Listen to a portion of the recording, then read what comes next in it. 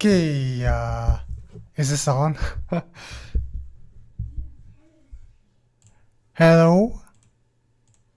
Okay, is this on? Hello? Okay, yeah, I think it's perfect. There's a bit of a delay, but we can work with this. Welcome, everyone, to my annual mystery game ranking, I guess. I guess I'm going to do this annually or something, because I love mystery games. You know, I made my own mystery visual novel, and so I decided, hey, since mystery is such a big genre that I really enjoy writing and experiencing stories from, why should I not rank the stories from it and from those games that I really enjoy? And I also played the new types of mystery games a lot, and so there are a few that got added in. There are also certain stories that I haven't finished yet, such as Doki Doki Literature Club, which I am thinking of going back into, but you know, time, and also not so willing for some reason. But yeah, just wanted to say that. And there are quite a few games that got added into this tier list. And yeah, this the list of games that I played or just want to talk about, I guess. I haven't finished all of them, so in certain games I only talk about certain aspect of it, and then certain aspect of it, and say that I didn't finish it. So don't just take everything in this ranking seriously. You know, there are certain games that I didn't fully finish yet. But I will say that, you know, if I dropped certain games, I will say what bugged me. So without further ado, I think it's time to go. Yeah. 9 hours, 9 versus 9 hours is probably on A. I probably talked about this previously. Div games happening on the Titanic is pretty cool, and Uchi Koshi, the writer, is very well known for knowing a lot of scientific knowledge and scientific facts about everything. He does his research really well, and the game also talks about a lot of historical aspects of the Titanic and whether those things and stuff like that, and it's super interesting. And other than that, it's also just super interesting seeing how this 9 characters trying to survive this death game, and also the mysteries become getting new mysteries happening, and trying to find answers to those mysteries are really fun. I guess the ending is super abrupt, and certain plot twists are kind of like doesn't have a really great foreshadowing to it. I think in that sense, I think this game has a little bit of that soul that comes when you overanalyze something. Like when I first finished this game, I thought it was bloody amazing. The biggest problem is that when I continued living my life, I realized that, oh wait, shit, other games does what 999 tries to do better, and there's also some other stuff about. And there's also the fact that when you like replay this goddamn game 5 times, 6 times, or 7 times and watch other people do let's play of it, you kinda realize that this game also has some plot holes or stuff that just really doesn't explain well. I guess maybe it's my own fault for probably playing this game over and over again for like 7 and 8 times. Yeah. But yeah, but disregarding that, it's still a really solid game. The dialogue is great. There's some hilarious, funny moments in it, and there's super emotional moments to it. And Jose, someone, Jose 999, Shinji Jose was it, or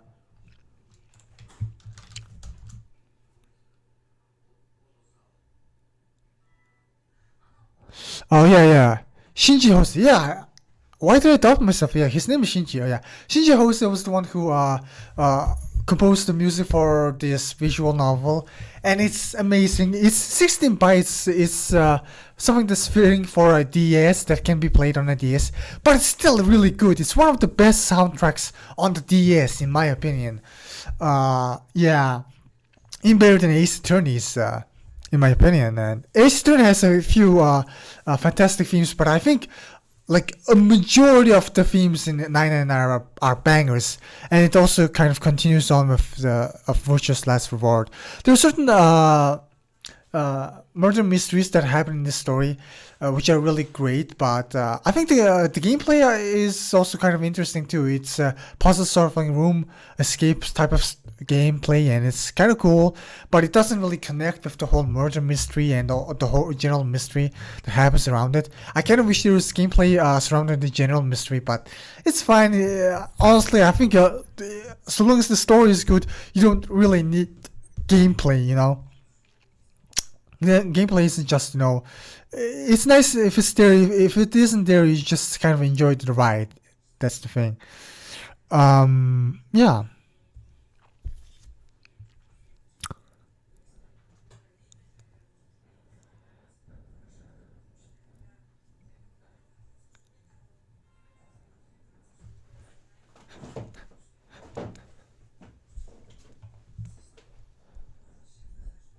And Virtue's Last Reward is the sequel to 999, and I think it's a great sequel, and I think it definitely overtook 999, and has proven itself to be much better than 999 in my opinion. I mean, yes, I think the whole Virtue's Last Reward versus 999 discussion is really interesting because the fact that dev game happening on the Titanic is really makes 999 very mesmerizing. I also think 999 in terms of presentation is better simply because Virtue's Last Reward has the 3D art style, and in all honesty, the 999 2D art style almost looks better. I really love the 999 anime art style, whereas Virtue's Last Reward has that 3D look, but there's a bunch of glitch with it, and certain character models just look weird and funny unintentionally. And 999 has also showcased the drawn pictures of the hallways, and it's super well drawn. It's amazing. Whereas Last Reward has this beeping sound where all of the map is shown. It's kind of mid because of that. And in terms of presentation, that's true. But in terms of the actual mystery, I think it's amazing. I think it's one of the most unorthodox mysteries I have ever witnessed. Usually, there's the whole killing, like murder mystery stories, like Ace Attorney and Danganronpa has a lot of murder mystery stories, and Virtue's Last Reward has that, the usual that, but aside from that, it also has the general mysteries which are really fun to experience.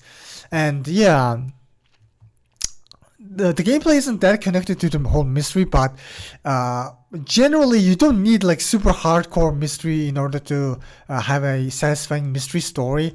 I think Virtue's Last Reward kind of demonstrates that, and I also think the mysteries and the answers to it are a lot crazier than 999, and some people might like it, some people might not like it.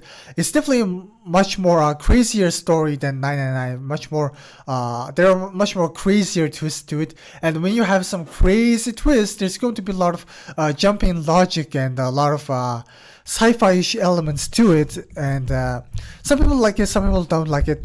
I really enjoyed it. I think in terms of the writing and the way the mystery is handled, is much more better in terms of execution, in my opinion, in Virtue's Last Reward. And certain stuff are super like sci-fi and super ridiculous. Certain plot twists is still executed very well. It's just that certain crazy stuff are very there are a lot of jumps in logic, but it's so sincere in its execution of that mystery that I can't help but ignore some of the supernatural element of the plot twists. And and this game just has one of the most what the fuck roller coaster experience that any game can ever provide, I think, in terms of that aspect. There's also some really heartfelt moments and emotional character-driven moments. I think the certain and Virtue's Last Reward develops the 999 world and the characters in more ways than one. And in that sense, it's also one of the best sequels, in my opinion. One of the best sequels I have ever seen. I mean, yes, obviously there is some other stuff like that other sequels that are great, like the Danganronpa sequels are great to one another, and Apollo Justice is also a fantastic sequel. But in general, Virtue's Last Revolt is also a fantastic sequel to 999. And Zero Times Dilemma is definitely not one of the most amazing sequels, but I have been really cruel to this game in the past, and looking back, I was just so mad that this game retconned certain things and didn't fit my vision of what the final Zero Escape game is going to be. This game ends in a cliffhanger, which is really bad considering the fact that this game was supposed to be like a finale. And unfortunately, this game kind of like wastes so much time in the whole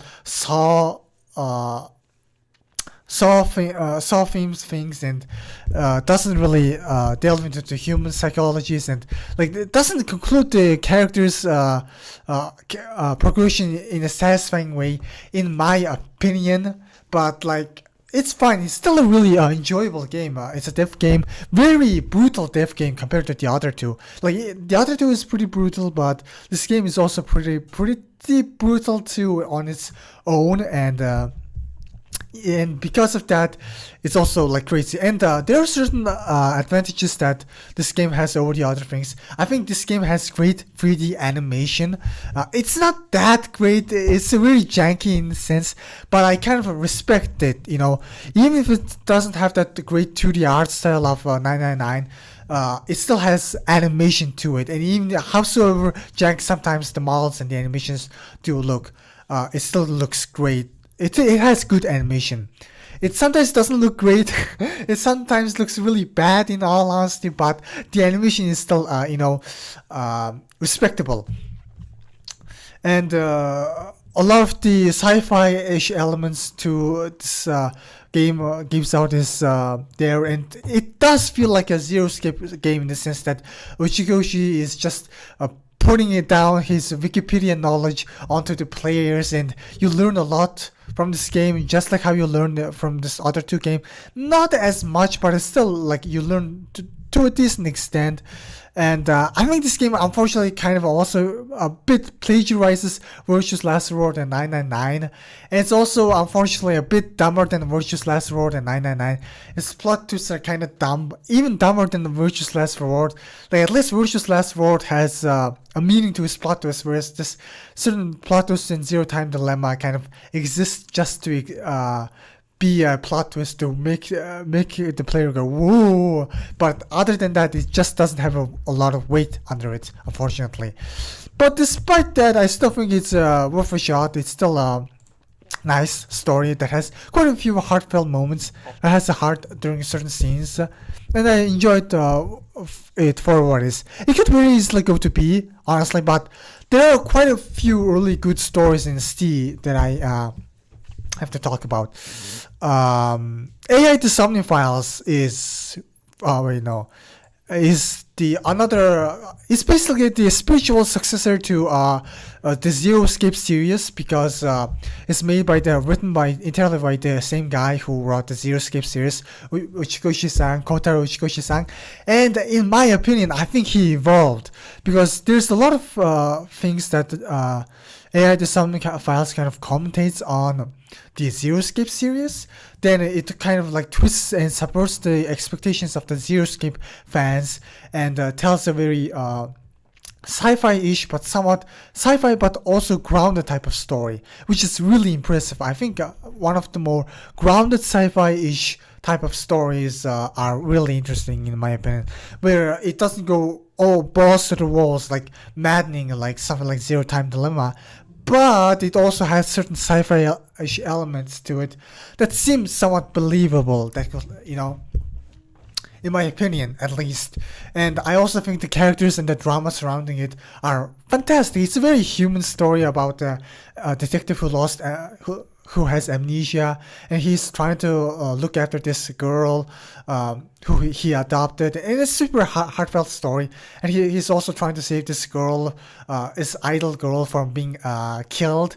And it's a nice story that has a lot of threads to it, and it's so nice and interesting to figure out the backstory of this main detective, and also trying to figure out what the hell is going on with certain other characters.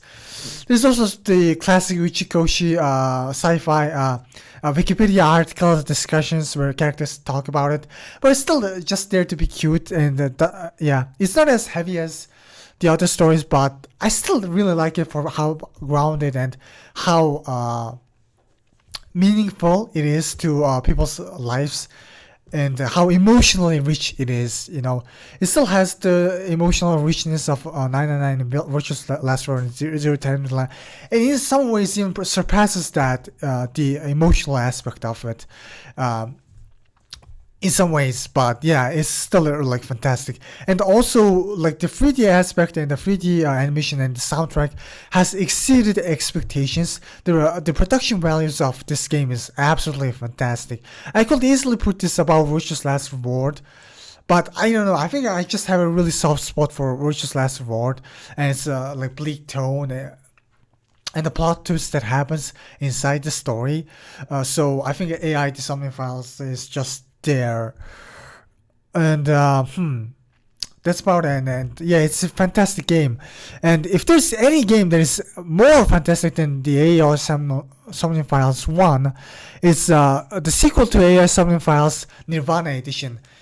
Yeah, it's just the best Uchikoshi work he has ever done. It's also, I said that Virtuous Last Reward was one of the best sequels, but I think Nirvana Initiative is also one of the best sequels, also one of the best contenders for that. It pretty much continues the story arc of the characters that were introduced in AI The Summoning Files, introduces a bunch of new characters that are super interesting.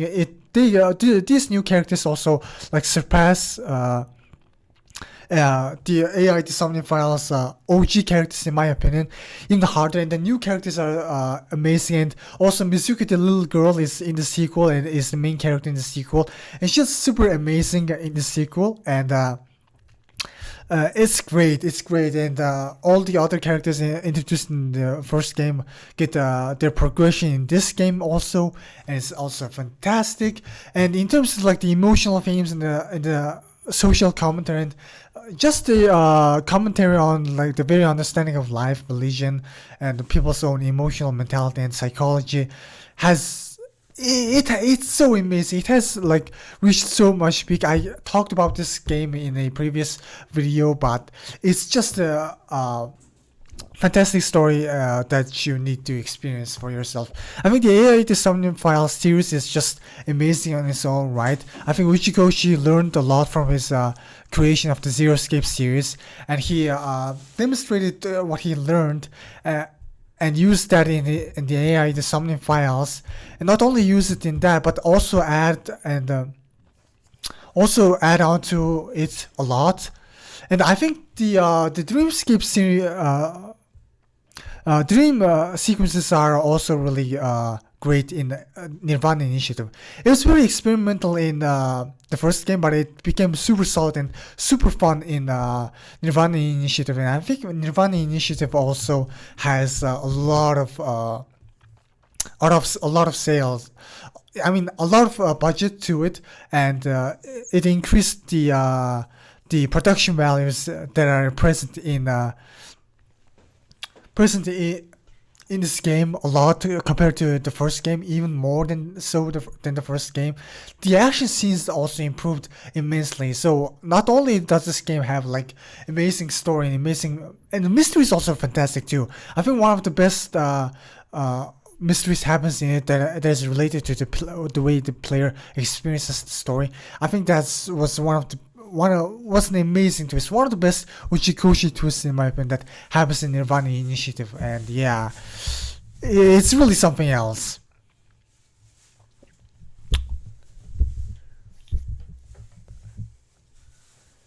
Yeah, this game is just amazing, and the themes in the story and the messages is just amazing too. Yeah, I really just want to say that, yeah, you need to play the Summon File series. It's just amazing. What are you doing? You gotta play them.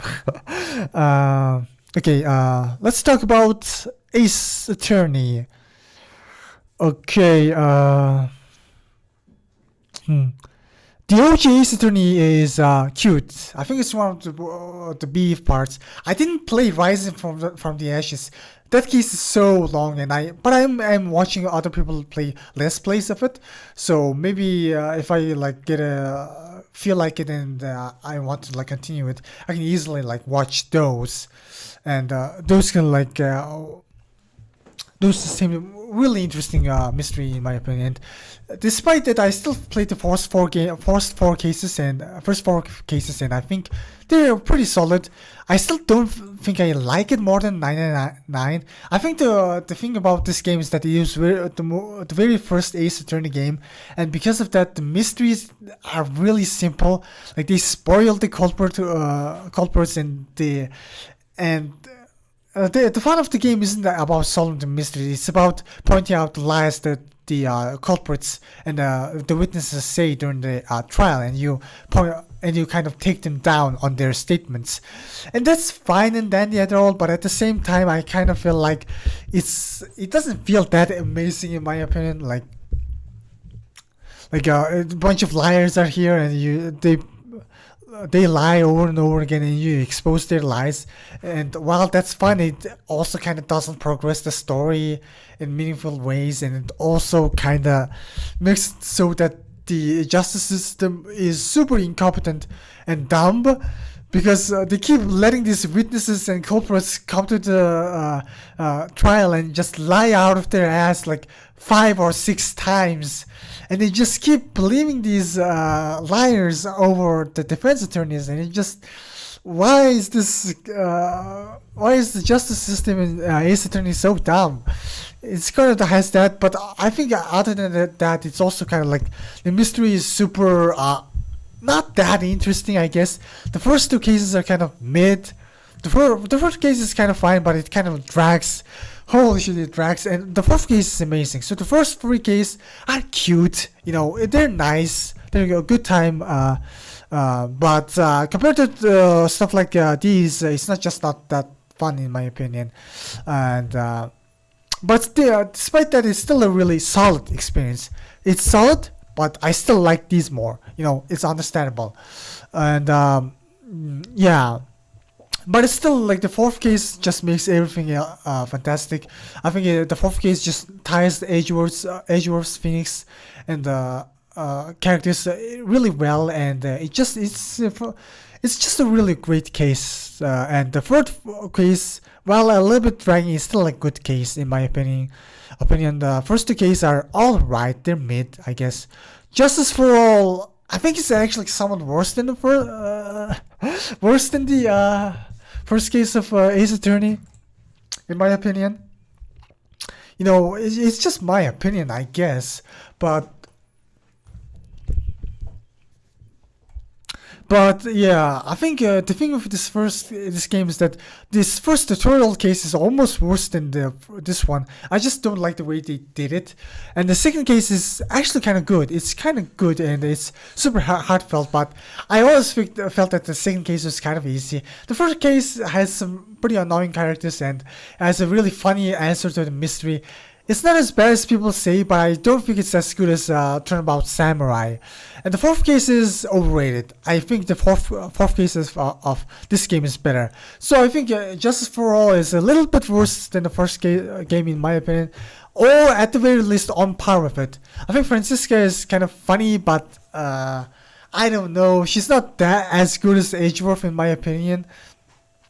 I think the first game is great and is good, and the second game is kind of a little bit like yeah, it's as good as the first game. Don't get me wrong, but it's a little bit worse than it in my opinion. There's definitely an argument that Justice for All is better than the first game, but I just feel that like the first game is just super iconic and is somewhat more of an enjoyable experience than Justice for All in my opinion. And the 4th game, Trial and Tribulations, are fantastic. I think it's definitely fantastic.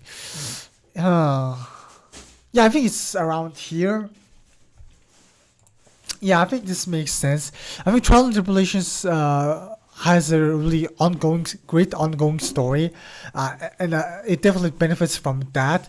There's also the fact that the mysteries surrounding and the lie detection sections are really great. I think the third case is one of the best third cases I have seen, and the second case is good, but I don't know. I think the gameplay.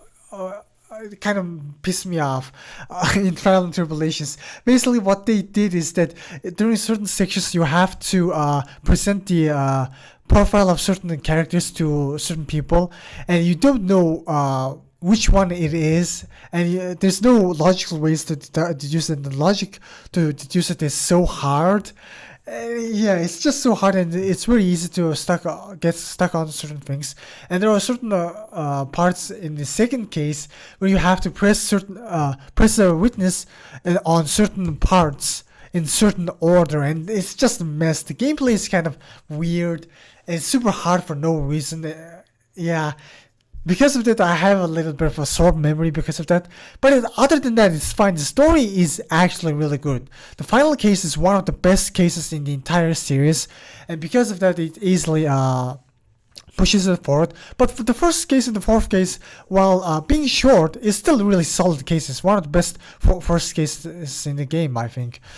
And Justice and Ace Attorney Apollo Justice is also a great game. I think people really don't like it, but I really like it. I think Phoenix's character developed into a very interesting character. It's also one of the best first cases in the game. It's probably better than the first case of Trials and Tribulations. I think the first case of this game is really great. And I also like Turnabout Corner and Turnabout Serenade. People hate Turnabout Serenade, but I actually really liked it. I was shenanigans that happen in the third case, and I think that the tricks surrounding the third cases are pretty cool. Turnabout Corner is a really underrated case and has a super interesting mystery to it. And the fourth case, while a little bit disappointing, is still like a really heartfelt moment, and in terms of world building, in terms of storytelling, it's great.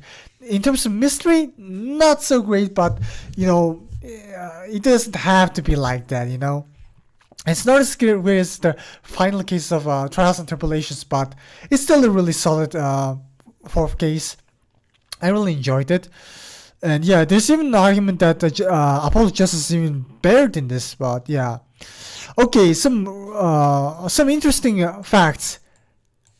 Oh man. I think I should put it like this, because yeah, I think I love this game. Holy shit. Here's the thing. I love this game despite the fact that I didn't finish it.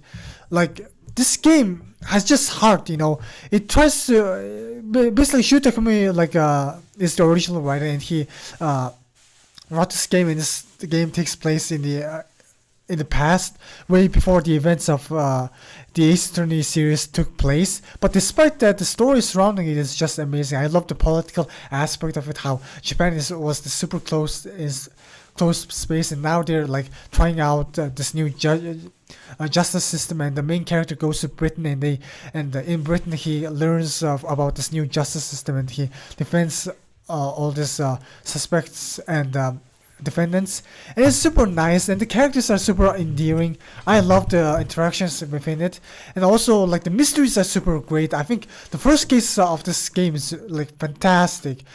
Again, might even be the first case of Apollo Justice. Not only that, this game just doesn't miss. The second case, the third case, the fourth case, all amazing. The fourth case is a very standalone case, but in terms of mystery, I think it was fantastic. And it also has a fantastic 3D animation, so the presentation is just amazing. And the main character is super endearing too, and the support character Susato is also great. Sherlock, also fantastic character. And also the prosecutor is super interesting. The first case was super intense. This game just doesn't miss, man. Every single case was just banger after banger. I think the second case might be the weakest, but that doesn't mean that it's bad. I think it's just banger after banger. This game is just amazing. it has fantastic presentation. The gameplay is on point. It's a little bit easier on the easy side, but I think I enjoyed that way. Honestly, I kind of got stuck on Trials and Tribulations, and I complained about it. So I really can't complain about puzzle games being hard. Easy. I mean, I can't complain about puzzle games being easy because, sometimes being stuck there doesn't feel really great. But yeah, this game is just amazing. Ace Attorney 1. I still haven't finished the final case, which I'm going to do which I'm doing a let's play of it with Mr. Justice. You can check out on my gaming channel. I haven't edited all my videos in, unfortunately. Wait on that, please. So yeah. But overall, fantastic game, absolutely amazing game. Yeah.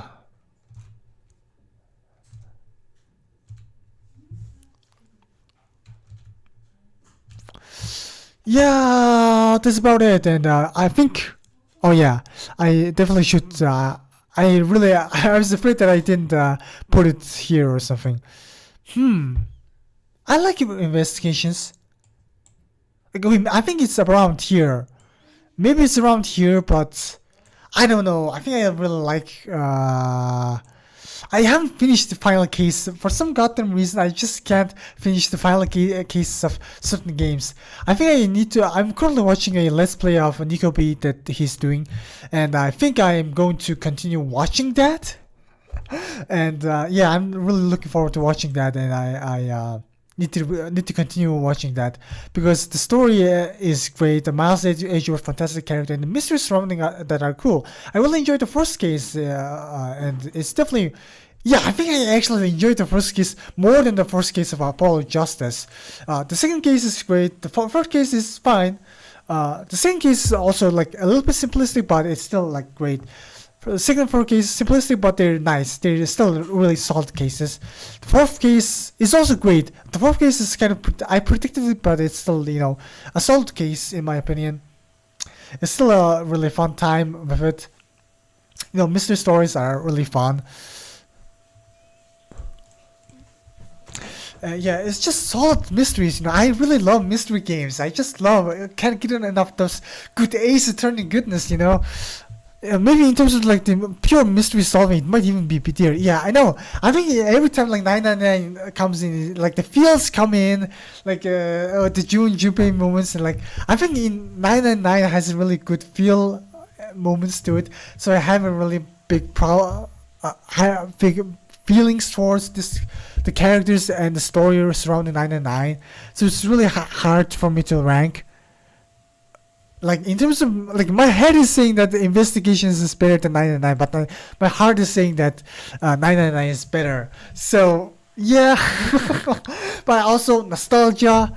It's it's one of the first mystery games that I have ever played when I was like 12 or 13 years old. 999. So I have a really good fondness to it. Yeah. But yeah, Investigations is still a fantastic case. I really think Investigations 1 versus Investigations 2 is a debatable topic. People should really stop shitting on this game. It's a really good game. I don't know why people think Investigations 1 is bad. Like everything about it is just great, Even if like it didn't like wow me, like it didn't wow me, like amaze me, like in Nirvana Initiative. Like maybe, but it's still a really, really solid game with a solid cast of characters,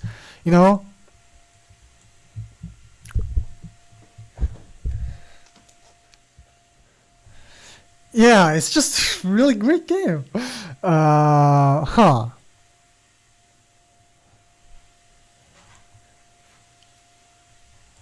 Yeah, it's just a really great game, and I think the Ace Attorney portion of it is kind of ending, I guess. Huh. Still a really solid game.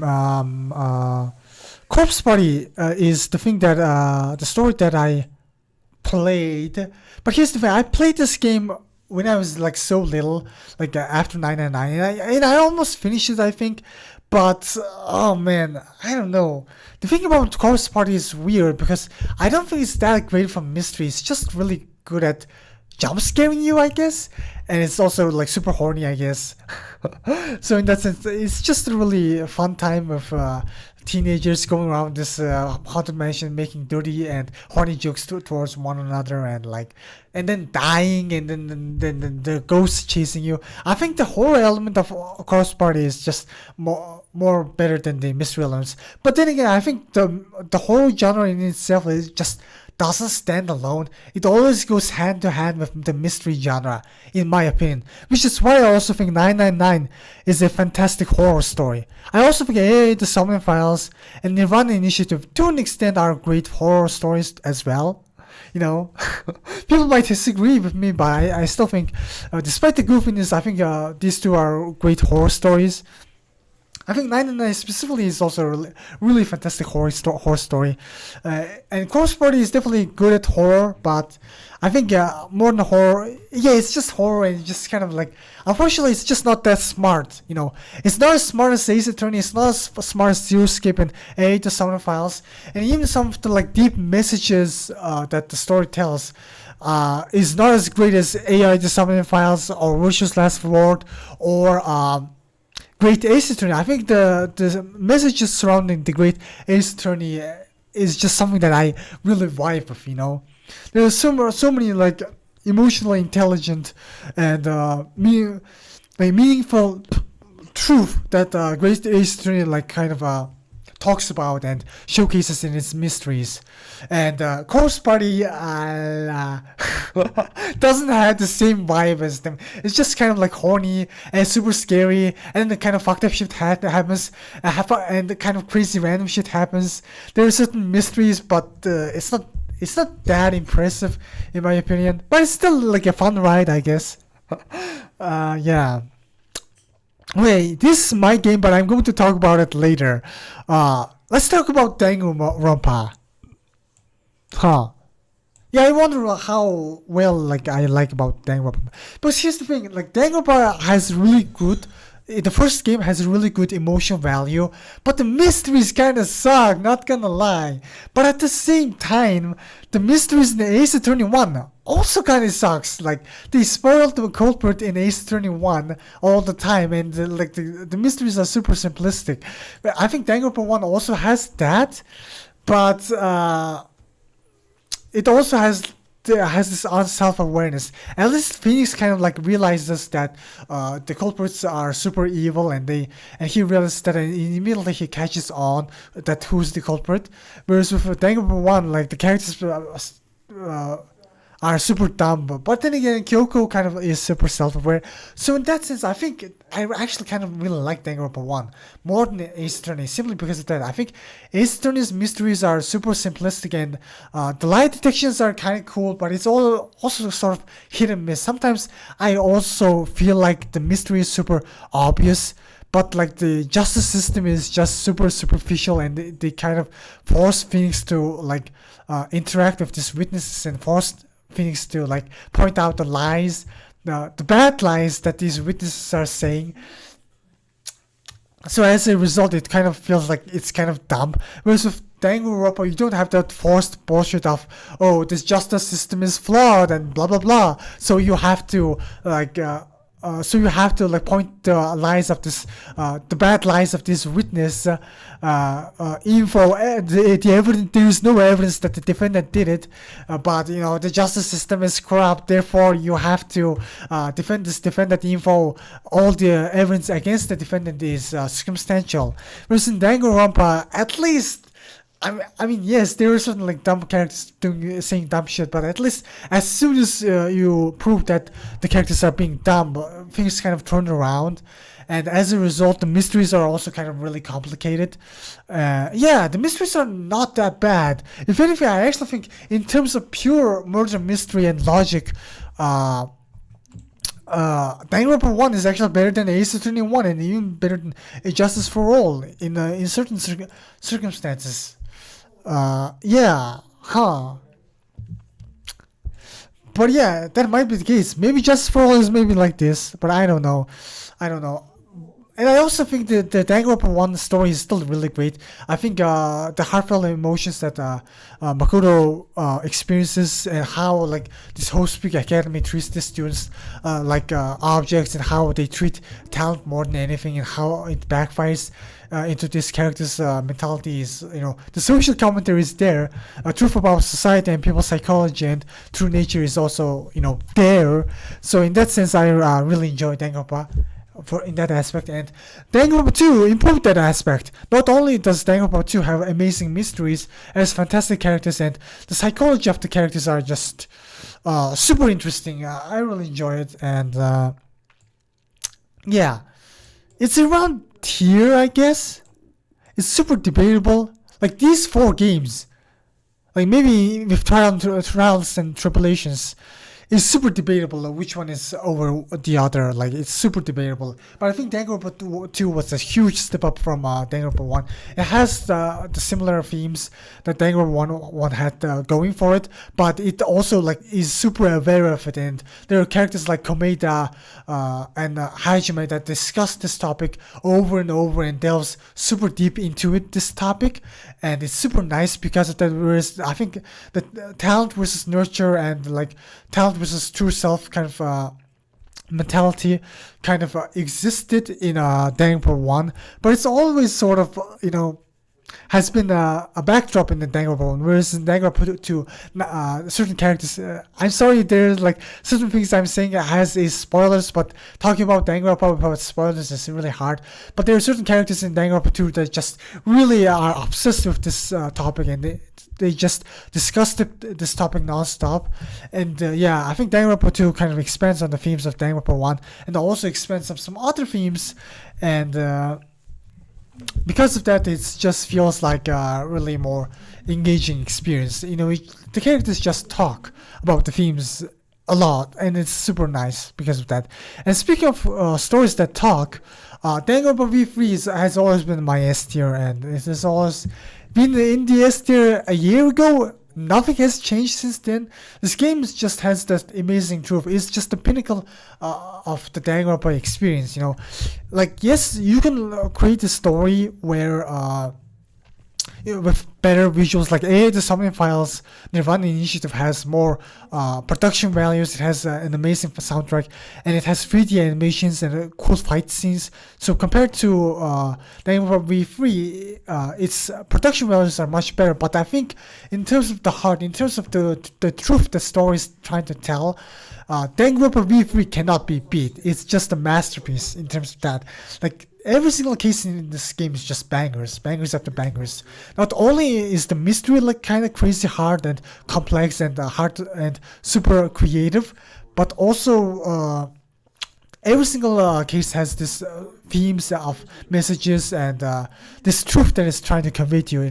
Not looking away from the truth, no matter how hard it is. And like and the value of life.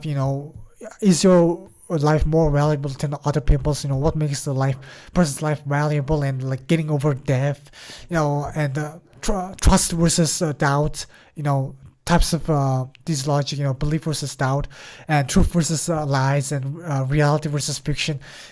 This game is just amazing in terms of themes. I think like I've still like experienced a lot of stories throughout my life, and there are very few stories that beat out Danganronpa V3 in my opinion.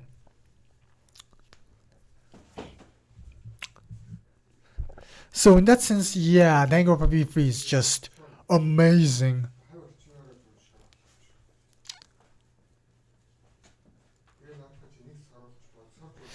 Yeah, you definitely need to play Danganronpa 1, 2, 3, and yeah, you should just play. If you haven't played Danganronpa, what are you doing? You should definitely like even if you don't have the money, you can always like watch a let's play of Danganronpa. I think that's a really enjoyable way to experience the Danganronpa experience.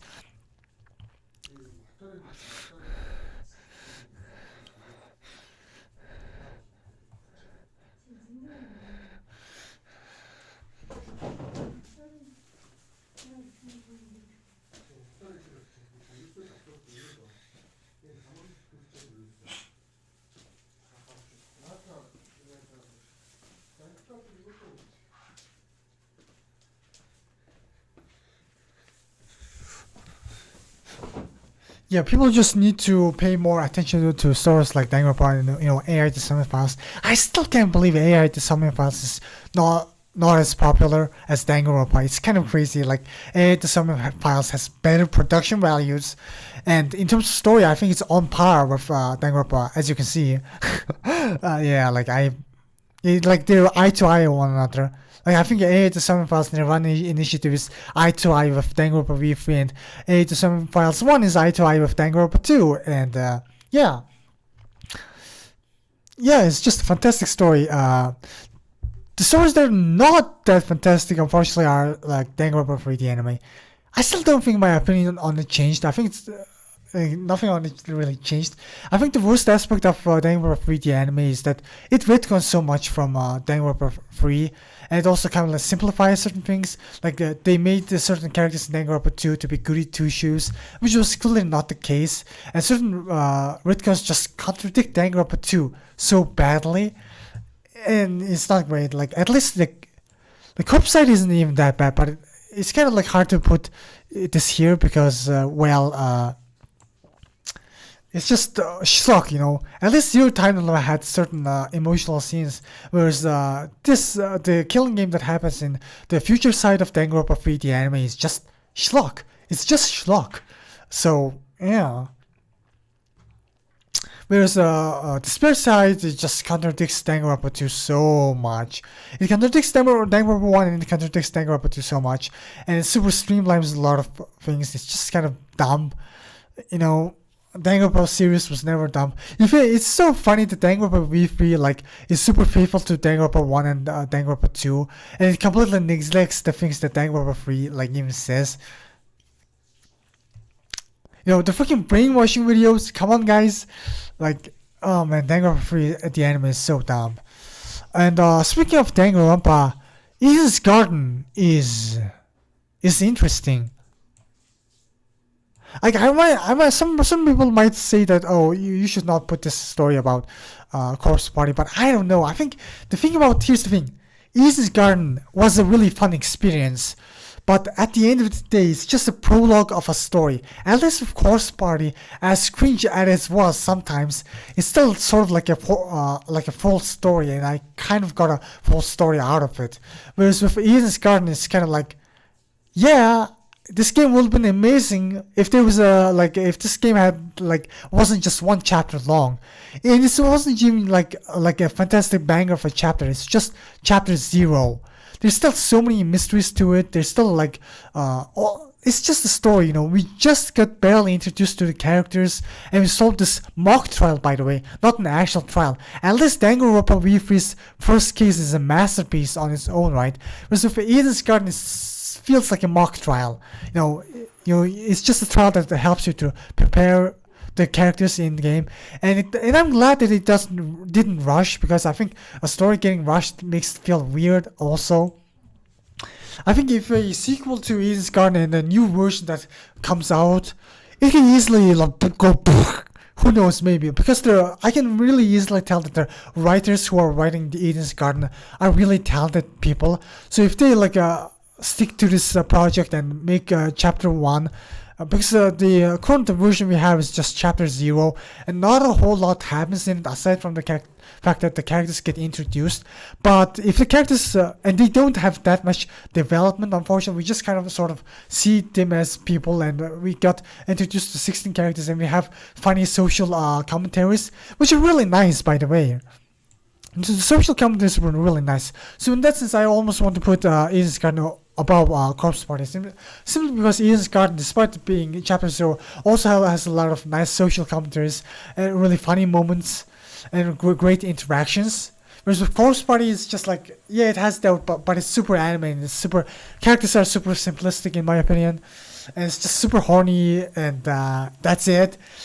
I'm fine with being horny. I just think that I like variety, Danganronpa V3 has horniness, but it also has so much truth to it, It's not just I didn't just feel like I watched porn. Whereas with Corpse Party, I just feel like I watched horror, a generic horror show, but with horny softcore porn. and anime, Whereas with Danganronpa V3, it has certain porny parts, but it also has so much truth about life, about society, It has messages that can change the world, along with the whole horny teenager stuff. So, yeah, Danganronpa V3 is just super story with a variety to it. It's a story about everything. It has horniness, it has teenagers being horny, but it also has, amazing life messages. And Eden's Garden has those social commentaries, but it's just too short for its own good. Yeah. There's a really good possibility that if they continue this project, maybe if we get chapter 1 or chapter 2 and 3, and then it could go whoop, there's a possibility for that. But right now, it's just going to be like this, Okay, so since we went over everything the Danganronpa side, then this game called Lust for Truth. Lust for Truth. Yeah, this is a story about 5 detectives going to a mansion and trying to solve the mystery of this guy called a scientist who's dead called Tenma, and there's also Tenma's daughter is missing, and you kind of have to investigate the mystery surrounding that. This game is hard in terms of gameplay, and I intentionally did that because I'm the writer. Yeah, so surprise plot twist, I'm the actual writer who wrote this game and created this game, and I have to say, I think my game's kind of like this. It might be better than the first 2 Ace Attorney games. I'm sorry, I might sound like super egotistical to some people, like putting my game over Danganronpa 1. The first 2 Ace Attorney games. I might even put it about here, but I don't think so. I think the Danganronpa case, as done by as it is, in terms of pure murder mystery, is great. I think the thing that kind of really bothers me about the Ace Attorney is the fact that the mysteries are dumb, and the only reason this Phoenix Wright has so much challenge during trials is because the justice system is super corrupted, and for some reason the judge keeps believing all these liars, and it has all this like pointing out lie bullshit that happens in it, but otherwise the mystery is just like super generic. But I also think I really just have like the social commentary aspect to it. I think Ace Attorney is just it's a good fun mystery solving and pointing out lies. Fun. It's a good fun time. But I think the social commentary of Danganronpa and my own game is really great. So, and also in terms of mystery, this game is hard. Like the mystery is super complicated, and it's just like it's a single mystery, but it's super long because like this single mystery has a bunch of inside it has a bunch of interesting stuff that's going on inside it. So a bunch of shit happens inside the mansion in a really short span of time, and because of that, the mystery is super interesting. So it's just one mystery case. Currently, I'm still writing volume 2, and hold on.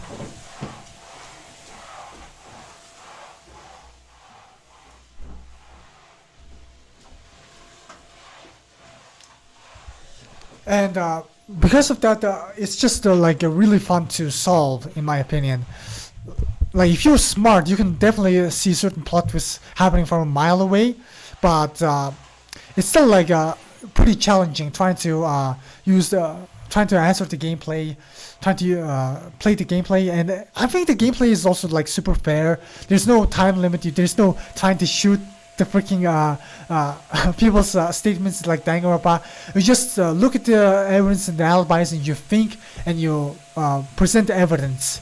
There's no hangman's advanced hangman's gamuts like that. It's just a super ficky game that has super hard logic, but I still think the logic is super fair.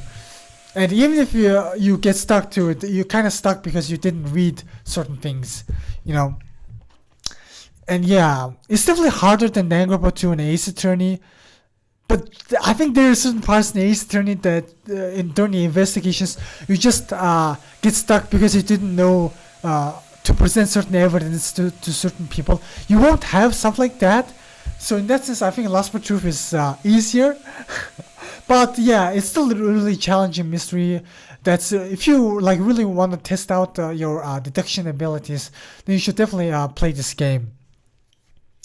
And it's super fun because of that. And I also think the social commentary that this game has is really great. And I think I think the super sincerity and the fact that like this game discusses topics that a lot of games try to avoid is also like great. This game has like talks about a whole lot of stuff, a lot about sexual crimes, a lot of what actual cops deal with all the time. And yeah, more than just Danganronpa and the Ace Attorney, I think I just wrote this game by looking into real life and trying to explore the actual cases that some real life cops kind of try to deal with. Therefore, this game is also really down to earth in that sense, and that's super cool. But it also has certain interesting twist to it that isn't exactly down to earth, but it's still pretty cool. Yeah, I definitely think you should guys should try it out. And yeah, that's about it.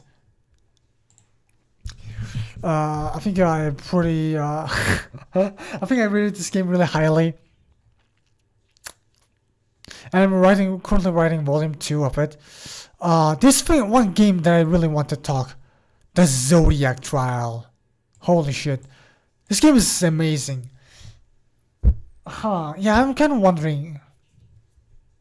Oh man, like yeah, I think it's perfect here. I think it's perfect. This might be a little too high, but like it's really dependent on how much do you consider? Because here's the thing: the Zodiac Trial is on A. It's on A entirely because of its story. The story is so fucking amazing, and it's also so long too. It's a stupidly long story with so many branching paths. It's one of the best branching paths story I have ever witnessed, probably, and I put it on Renpai and I checked its words, and it's like 292 words. I think Lust for Truth is about like 45k words in terms of length. So this game is just like what, five times longer than 5 or 6 times longer than Lust for Truth. And it shows because this game is also like super smart. Like the characters involve all 12 characters. Basically, it's a death game that's happening, and these 12 characters are involved, and all these 12 characters are like super smart.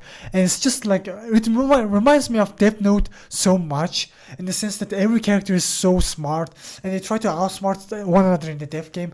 And this game also has like variety. This game, despite being a death game, has a variety. The rules of the death game changes every time you go in a different route. Certain routes feel like you're playing Among Us, where you have to vote out the traitor, or else the traitor will vote you out. There's also certain cases, certain routes that feel like a Danganronpa or Ace Attorney, where you investigate the murder mystery and try to find out who's killing one of you. Because during certain routes, the mastermind assigns certain characters as traitors, and those traitors have to kill every single other participants, otherwise they can't escape. So because of that, the characters have to fight one another. There's also like certain trinkets that you activate, and because of that, the death game turns into a group war. Yeah, there's like so there are certain routes that feel like the game just turned into a Hunger game. There's certain routes that feels like you're playing a murder mystery game. There's certain routes that you're playing, I think you're playing like a puzzle game or an Among Us.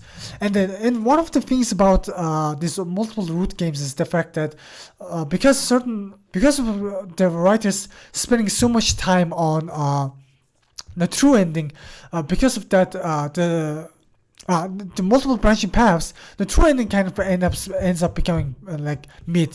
Sometimes like certain like in 999, I think the safe ending is almost better than the true ending in some ways.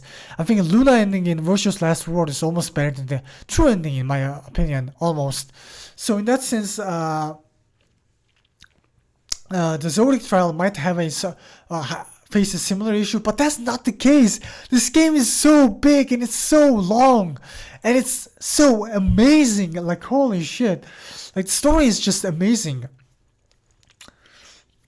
And the true ending is just stellar. It's just stellar. Yeah, in terms of like, I think the honestly might be here, but I'm not going to put it high because this is just the creation of a one guy. One guy wrote 2,200 words of dialogue, and he created this visual novel all by himself while commissioning other people for art. And he created the story all by himself. And because of that, the art is super limited. So the writing is hard carrying this game. And also the gameplay is practically non-existent. You kind of like choose multiple paths, and it's fine. It's still kind of cool to choose certain paths. But despite that, it's just a fantastic game. So many interesting social commentaries, and as well as about people's psychology, as well as just super smart diff game. Mind games, people playing mind games.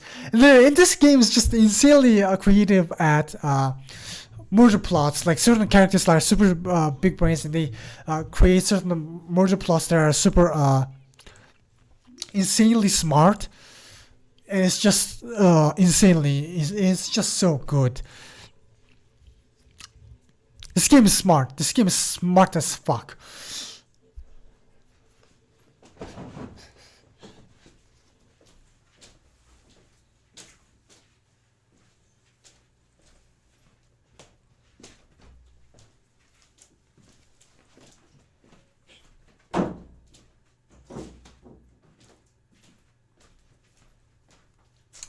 So yeah, the Zodiac Trial is just, oh man, it's just such a good game. Such a good game.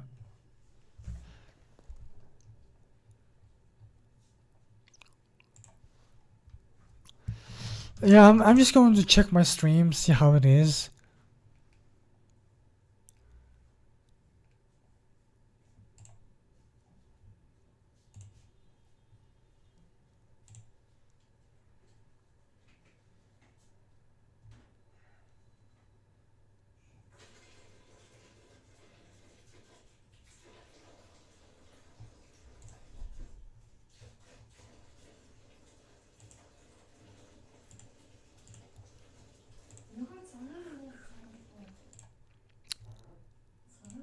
Yeah, the Zodiac Trial is just great, and that's about it. You should definitely buy this game on Steam if you find it, and play it. It's worth your money. It's only $15, but the full package is like, you get like such a long story with so many twists and turns. It's a really great read, and also you can also like watch Let's Plays of it. Technically. I really wish more people did Let's Plays of it. You would be disappointed. If you're like a super YouTuber or something, then doing a Let's Play of this game is really worth it, guys. Because this game just never misses. It's just plot twist after plot twist. It's just a fantastic roller coaster ride. It never bores you. Yeah, it might even be there. Yeah, I'm going to do it. Like, unfortunately, like, I really want to give shoutouts to Virtue's Last Reward for its fantastic mystery, but I think Zodiac Trial is just so smart, and it has so many good life messages. It has so much truth and so smart. It's just, the Famous is just an genius, He's a genius. Okay, Doki Doki Literature Club is great. It also has, it's just so hard to rank this game and compare it to the other games, because it's technically a mystery game, but at the same time it's not. Here's the thing, I didn't finish this game, so in this sense it's also very similar to Eden's Garden. I'm going to continue the Let's Play of this game, definitely someday. So definitely you should check that out if when I continue it.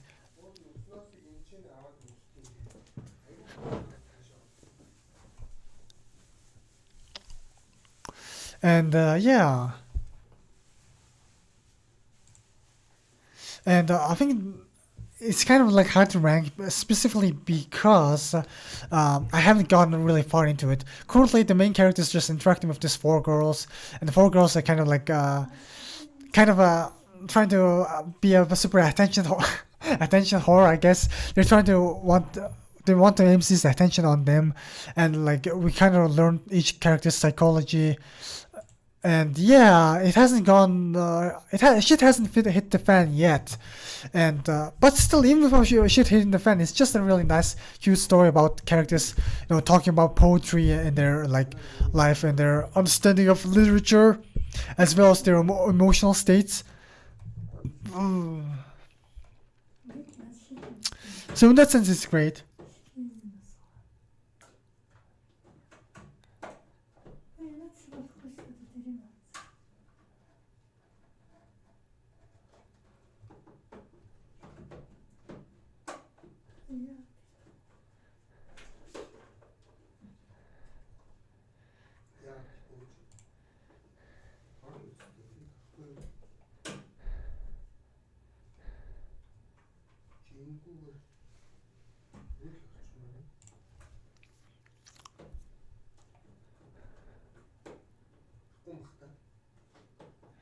Yeah.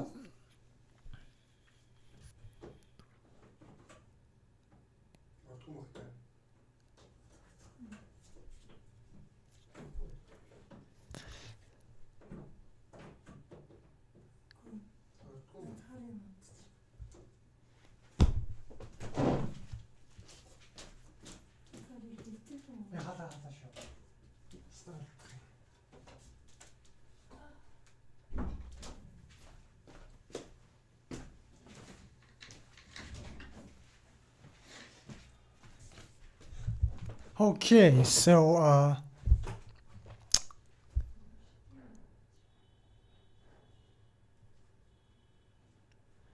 okay, the Infinity series. I kind of like played a few routes of Never Seven, and I also played a few routes of Ever 17, and I finished Remember 11.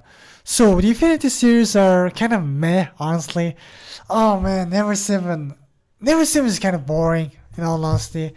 It's just a generic romance, and it's not one of those romances where you have, you know, the characters are super like educated and they like give out so many truth, invaluable truth lessons about life. It's not one of those stories. It's just kind of like, oh, we're hanging out, we're playing tennis, and then like go and like, oh, this character is like oh, this character is like super into this guy, but like I'm super jealous of this guy. Oh, why doesn't this guy love me? Boo hoo! It's one of those type of mystery. I mean, romances. I'm not saying romance stories are bad. If anything, one of my favorite stories are romance, but it's just not the way that Never Seven does. All those slices of life of like guys eating food and drinking tea and doing nothing. Oh man, those type of stories, man, kind of meh. But at the same time, I kind of do get it. There are certain like emotional scenes in it. There are certain rules that I kind of liked, emotional scenes that I liked, kind of. And there are definitely characters that I kind of have a thing for. but but it's kind of like meh.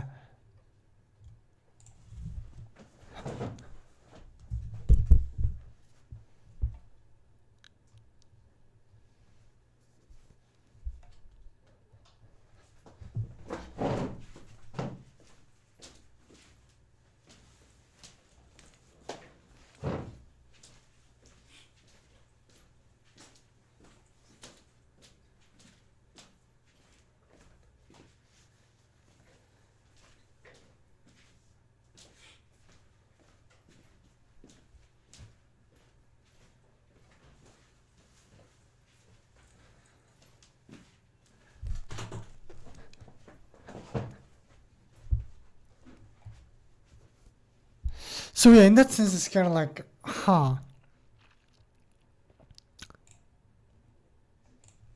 So in that sense, yeah, Never Sim is kind of like that, and oh man, yeah.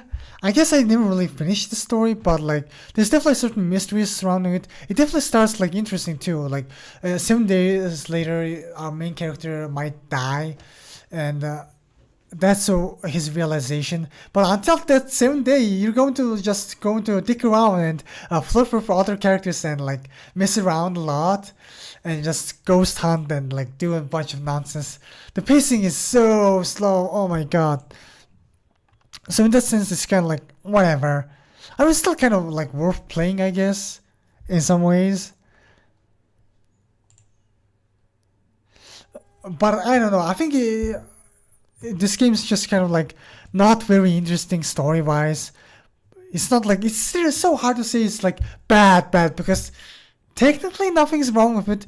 There's nothing wrong with making a story where characters are goofing around and doing all sorts of stuff and slice of life stuff and flirting with one another and having a hero route.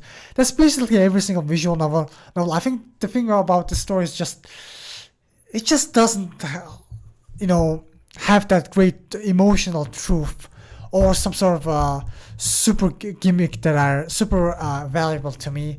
It's kind of like, yeah, I'm kind of missing, haha, making having a good time with these characters and having a messing with these characters, and that's about it. I think every 17 is kind of like similar to that.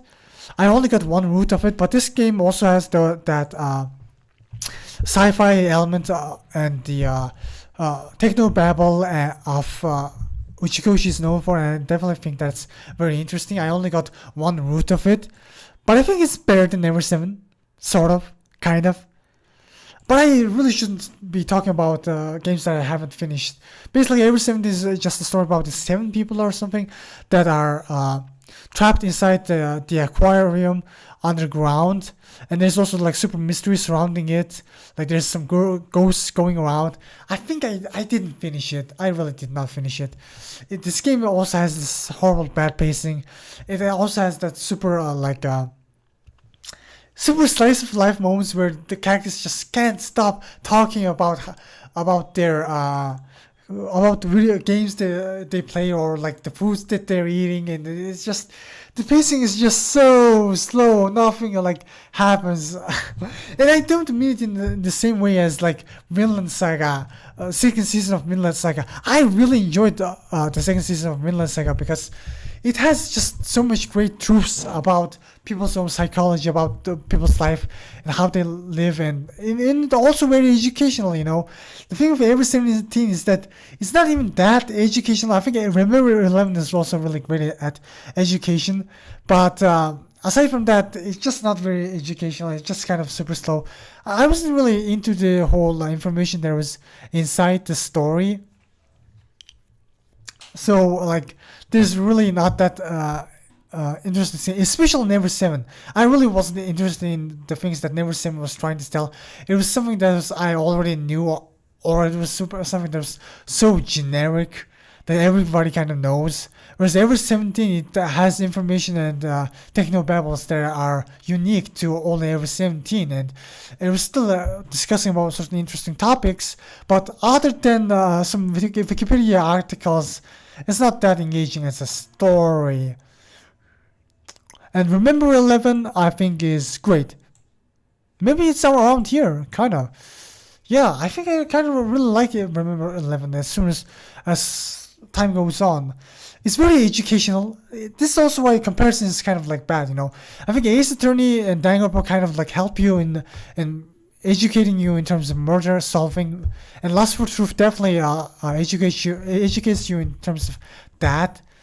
And Remember 11 educates you in survival in the winter because our main character Kokoro is trapped in a winter in a blizzard, and she kind of learns how to survive in the blizzard from Yomogi-san. And there's also like time travel stuff. There's also cool plot twists happening in it, and the characters are super endearing. There's also super emotional scenes. It's kind of cool. The bad endings kind of is ridiculous, but it's kind of funny. But yeah, So in that sense, there are certain emotional scenes to it. So in that sense, it's kind of a cool story, in all honesty.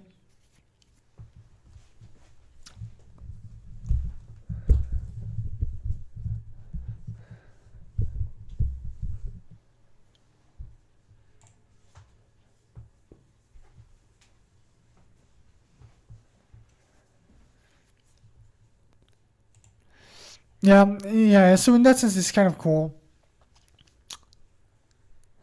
Okay, let's see. Yeah,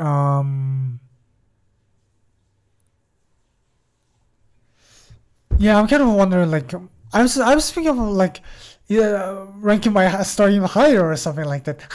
But no, well, I mean, this game is just too short.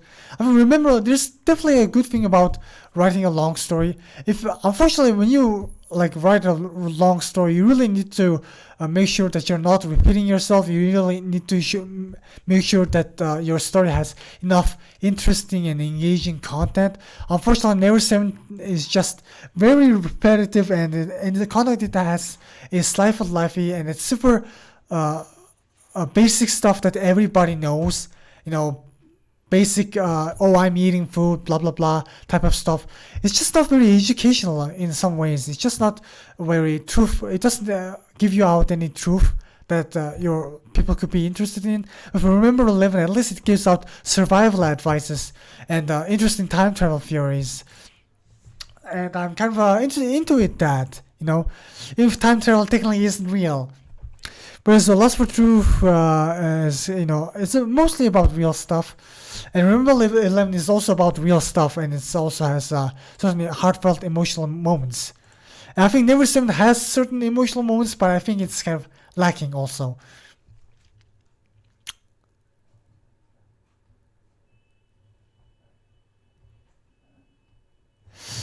Okay, and yeah, that's about it. Ghost Trick, it's kind of cool.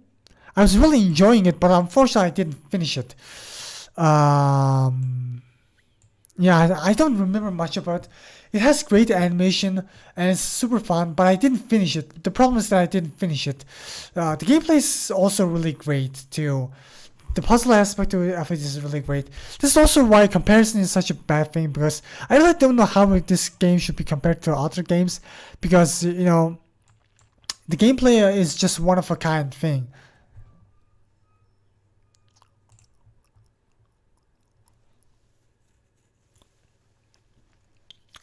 And yeah, you basically, this guy, our main character is dead, but the ghost from main character sees everything that's happening and tries to help this red-headed girl to survive.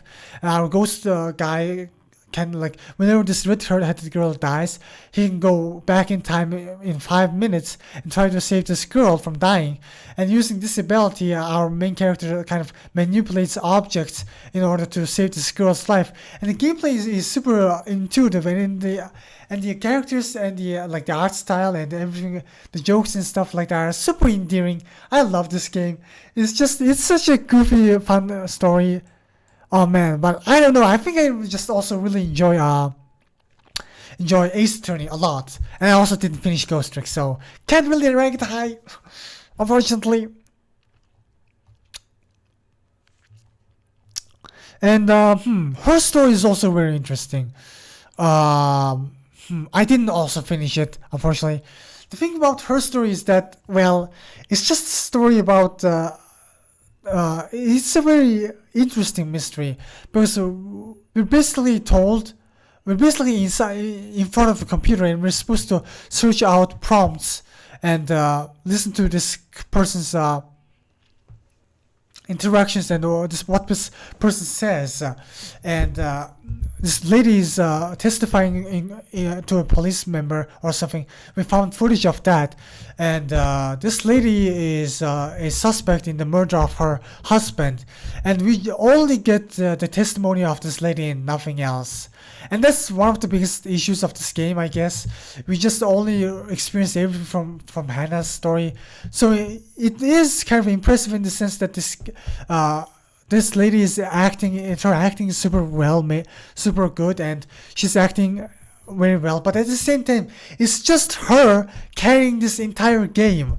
You know, like at least with these other games, you have production values, you have stories happening. There are like other characters being introduced, and they're like sprites showcasing these characters' personalities, and these characters, other characters interacting. Whereas with this her story, we're just experiencing everything from Hannah's perspective and her testimonies, and it kind of gets boring a little while.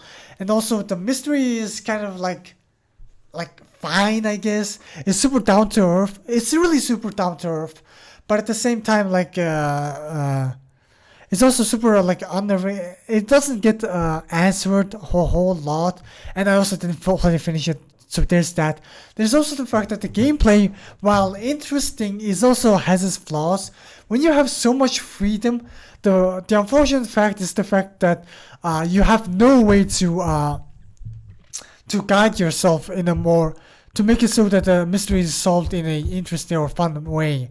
You just kind of like type in random stuff, and suddenly you almost get spoiled on certain things, because if you type in random stuff, chances are you might actually type in something that's related to something that's going to immediately solve the case, and it's kind of like, I kind of don't like that type of style. But there is certain interesting twist to it, and yeah, I also kind of like enjoyed the fact that her story is really goes balls deep into certain sensitive topics. It's not like sensitive in the sense that it's not as afraid to hurt you. It's not as, it doesn't play its cards safe like Ace Attorney does. Unfortunately, as much as I love Ace Attorney, it also feels like a family-friendly murder mystery. It's very directed towards the general audiences, whereas with her story, it goes hard. It's very realistic, and it talks about a lot of family abuse, cheating, sex, all these middle-aged people do of their lives, and whatever that causes that can happen for a murder of a husband to happen, kind of like that.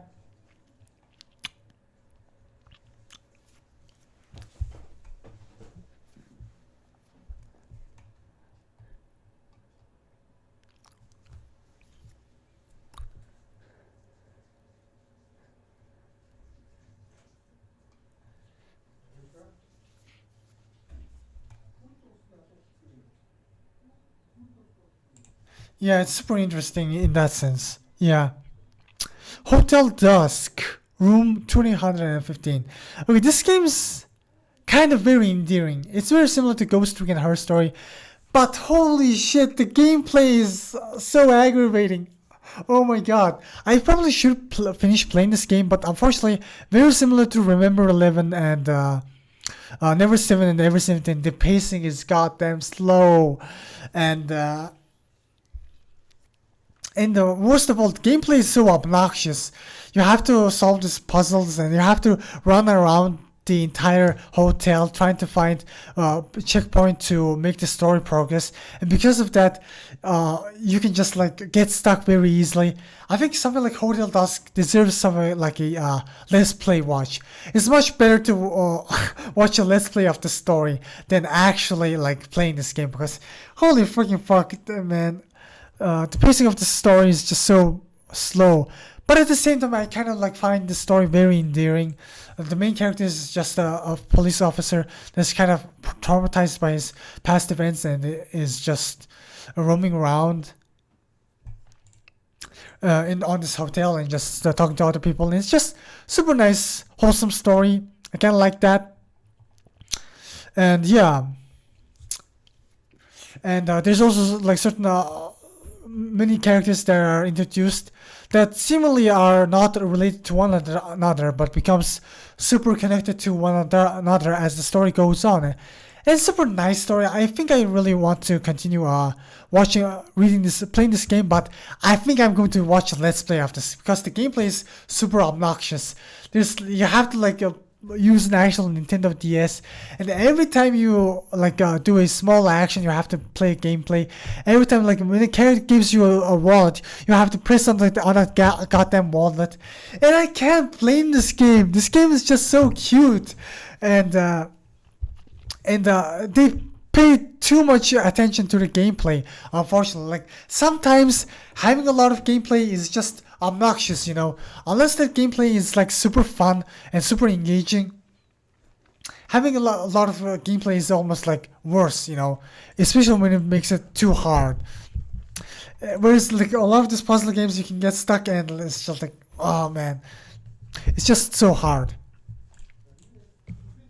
and super obnoxious and tedious to just like walk over to every single section of the room instead of just the story leading you to a place you need to go.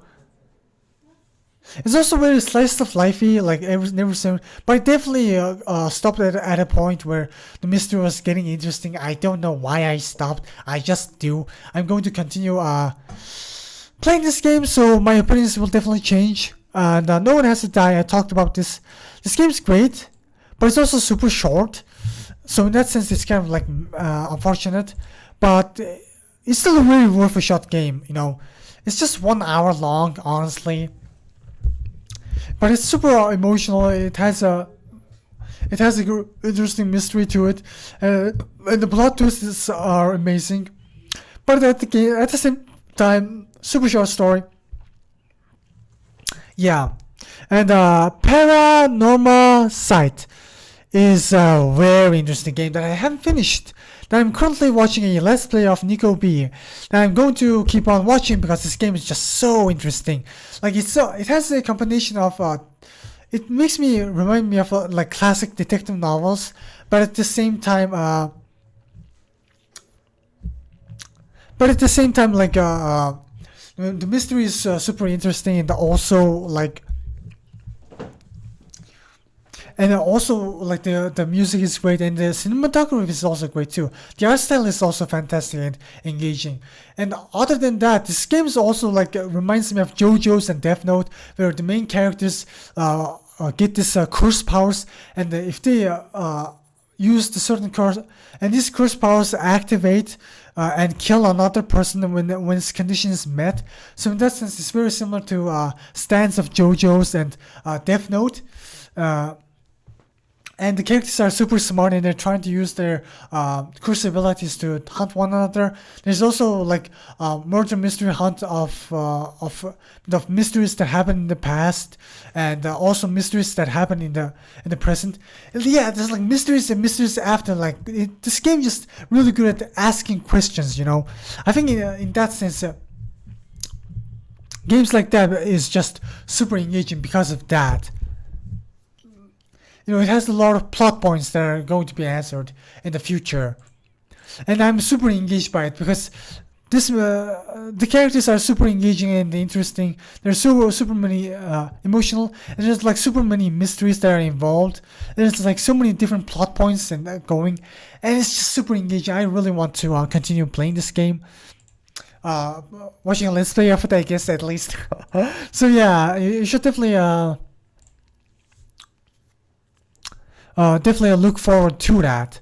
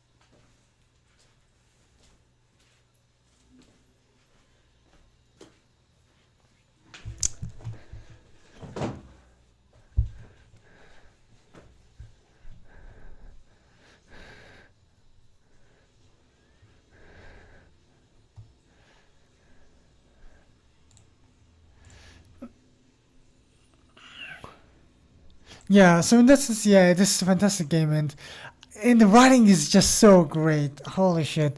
Like there are certain funny parts to it, but even the funny parts feel super like endearing and interesting and fun and good and like engaging. You know, it fits the characters, and it kind of feels like I really like the fact that the characters feel down to earth, but at the same time, they're also unique to one another. So in that sense, it's very interesting.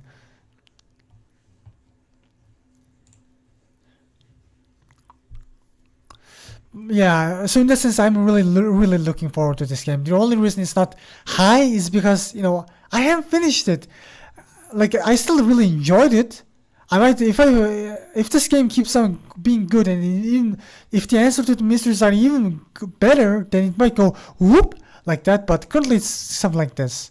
Maybe even something like this. Honestly, I think the presentation of this game is just great. Punchline, it's kind of like very similar to Corpse Party, I guess, but also like I guess the animation has the anime is great art style, I guess. So in that sense, it's kind of like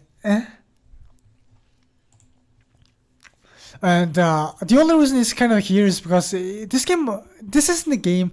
I'm actually ranking the anime. I'm just put it here because Uchikoshi made it, and this anime is pretty good, and but it's still that good. It's kind of like it presents itself as a certain ecchi harem anime, but it's actually Steins Gate time travel anime with plot twists. But unfortunately, it's super short and it doesn't really go anywhere, and the characters are kind of like mid, honestly. It's just a really goofy, fun story with certain plot twists happening around. And the foreshadowing to the twists are great, but that's about it, honestly. I'm honestly kind of tempted to put this below Doki Doki Literature Club, because at least Doki Doki Literature Club has really emotional moments that I really liked. And yeah. Murder of Sonic the Hedgehog. I'm sorry, man, but like the murder of Sonic the Hedgehog is so fun. Like, even if it's so short, I really enjoyed it. And I enjoyed it because I'm such a huge Sonic fan, and the writing was on point, man. Every single character was like on point. I was scared that they might butcher Shadow's character and make him a super edgelord, because the freaking modern games are trying to make him out like that, like in the IDW comics. But it's fine. Shadow is still great in this story, and every character in this story is great. They're like super in character, and the murder mystery is actually kind of smart. It's super smart, and despite this being very similar to Ace Attorney in the sense that it's a family-friendly murder mystery, it's still like super faithful to the Sonic universe, Sonic characters, and it's just a really engaging, fun time with the characters, and I really enjoyed this. I just really enjoy interacting with Tails, Sonic and Amy, and all these fun characters, and also solving a mystery with it. Like having Sonic characters commit murder and also solve murder is really fun. It's really engaging. It's super fun, and I really enjoyed that. Everybody was super in character, and I really enjoyed it. The art style is super charming. The soundtrack is great. The gameplay is also kind of fun. It's really fun. The gameplay is fun. Like, it's not a murder mystery related gameplay. It's basically like a Temple Runner where you control Sonic, and you move up and down, and you jump over obstacles. And it's super fun. I really enjoyed it. I actually I did a let's play with a friend, but after finishing that let's play, my friend was screen sharing to me, and I after finishing that let's play, I booted up this game, and I played this game on my and it was super fun. It was just super fun to play this game, and I really enjoyed it. And so played the Temple Run game, and it was just fun. This game is just really charming. I really love it. Aces Garden also is really charming too, which is also like they're on the same page. I think Punchline has great animation and fight scenes as well, so I think it should deserve to be a little higher. And Doki Doki Literature Club is also really emotional, so I think it makes sense. Steins Gate also is probably around here. I watched the anime. It's kind of good. It's kind of good, honestly. Honestly, it's probably around something like this. Yeah, it's probably something like this. Yeah, maybe not. Maybe it's probably around here. Okay, yeah. Altered Spare Girls. I've been watching it. It's super sweet, and but I think I need to continue watching it because the gameplay is kind of like interesting. It has a certain smart parts where you have to use your brain, but it's still a super easy game, honestly.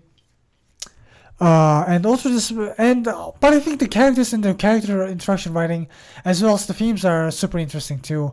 Like yeah, it's just a bit of a, it's kind of boring at certain parts, but I still think it's a really fun and interesting experience that you should definitely play if you played the Danganronpa mainline games. I definitely think you should play this game, and this is just way better than Danganronpa 3D anime. Like freaking Danganronpa 3D anime should not have existed when Altered Despair Girls exist. Altered Despair Girls did what Danganronpa 3D anime tried to do, but utterly failed. You know, it kind of showcased the situation of what happened in the biggest, most awful, tragic thing that happened in the Danganronpa universe. It showcases what exactly happened, how it was like, and it did a great job. It did a pretty good job of it. Unfortunately, it didn't answer every single thing, and because of that, Danganronpa the anime tried to answer it, and because of that, it became dumb. Unfortunately. And lastly, your turn. I didn't play Steins Gate Zero. I don't know why I put it here. And lastly, Your Turn to Die is absolutely fantastic. I love this game a lot. And currently it's around here.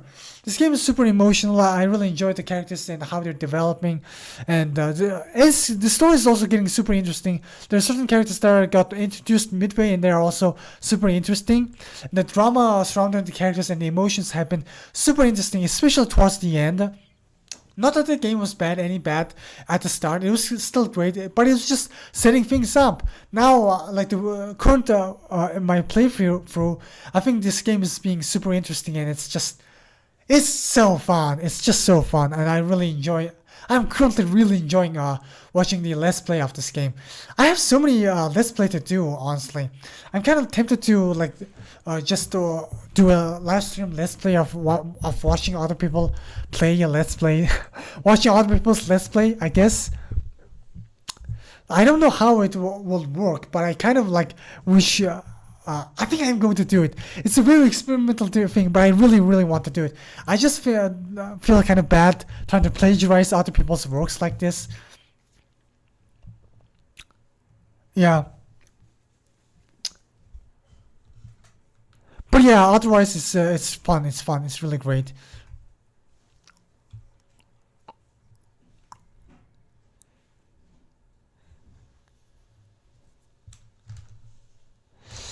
Yeah, that's about it. And I think this should also end my discussion. Yeah, and I hope you all enjoyed this one. That was really fun.